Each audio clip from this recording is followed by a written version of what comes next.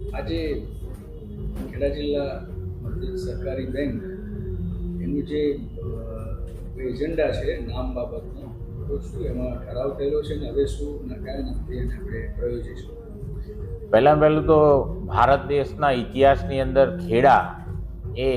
ખૂબ આઝાદીના સમયથી પ્રચલિત નામ છે, જ્યાં આગળ સરદાર વલ્લભભાઈ પટેલ સાહેબનો જન્મ સ્થાન અને તેના જ ઉદ્ભવ સ્થાનની અંદર તેમના વિચારોથી ને સપનાથી સ્થાપિત થયેલી ખેડા જિલ્લા મધ્ય સહકારી બેંક અને જે તે સમયના અંગ્રેજોના શાસક કાળ દરમિયાન આ ખેડાને એમના પ્રોનાઉન્સ એટલે કે બોલવાની ભાષાની અંદર કેરા નામ બોલતા અને આ પ્રોનાઉન્સના લઈને 1949ના દિવસે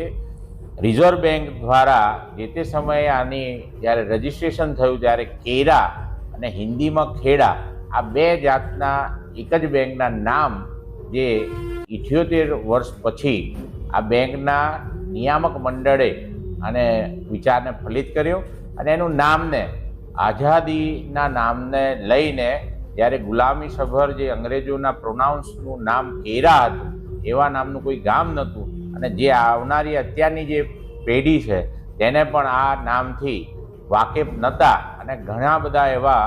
વિષયો ઊભા થતા કે જ્યારે બેંકનું નામ હિન્દીમાં ખેડા હોય અને ઇંગ્લિશમાં કેરા હોય તો એને આ બોર્ડે સુનિશ્ચિત કરી અને એને જનરલ મિટિંગની અંદર પાસ કરી અને રિઝર્વ બેંકની અંદર એ નામને સુધારો કરીને હવે આજથી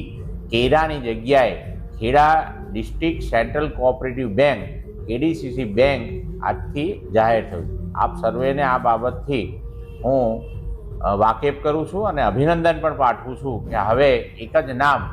કેડીસીસી બેંક જિલ્લા બેંક આપણી બેંક અને હવે આપણા આંગણે એ વાતને ફલિત કરી છે. આપ સર્વોનો ખૂબ ખૂબ આભાર.